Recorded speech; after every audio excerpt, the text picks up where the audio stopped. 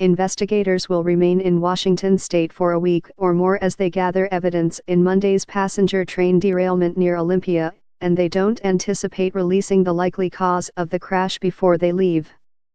Nonetheless, the National Transportation Safety Board GO team dispatched to DuPont, Washington, is making significant progress, member Bella Dinzer said at a Tuesday afternoon news conference. New details emerged about the crash, the investigation, and efforts to reopen southbound lanes of Interstate 5.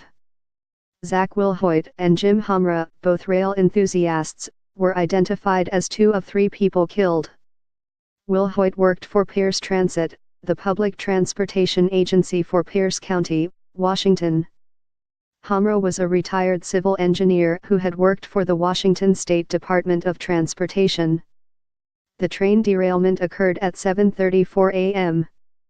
during the inaugural run of a new Amtrak Cascades route intended to speed the trip between Seattle and Portland. In addition to the 3 killed, 70 people were taken to hospitals, including 10 with serious injuries. The derailment spilled cars from an overpass onto I-5, tying up traffic since. The Washington State Department of Transportation offered no estimate for when southbound I-5 would reopen but said it will likely remain closed through the Wednesday morning commute. A spokesman earlier in the day said the closure could last several more days as engineers examine the roadway and overpass structure for damage. The train's speed continued to be a focus as a possible contributor to the crash. Dinzer told reporters late Monday that a data recorder in the rear locomotive indicated the train was traveling 80 miles per hour at the time of the crash, which occurred in a 30 mph speed zone. But Dinzer cautioned that investigators need to confirm those records and examine the whole speed profile, including any acceleration and deceleration. "We have to look at the entire territory to see what happened in the moments before the accident," she said. Investigators have also learned that the engineer operating the train was not alone in the front locomotive. A conductor in training was in the cabin to become familiar with the route. Investigators said they will consider if distraction, whether the engineer lost situational awareness, contributed to the crash. Dinzer also said an emergency brake was activated automatically during the crash, but not pulled by the engineer.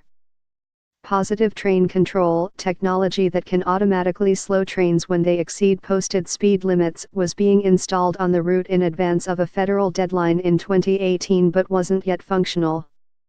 Safety board members have not been able to interview the 5 Amtrak crew members who were aboard because of their injuries. All of the crew was hospitalized, Dinzer said. "Of course, we want to be respectful of their injuries." Investigators recovered the front locomotive black box data recorder, another key source of information that will include footage from the train's interior and exterior cameras, its speed, and other data. The recorder was badly damaged, however, and is being sent to an off-site lab for examination.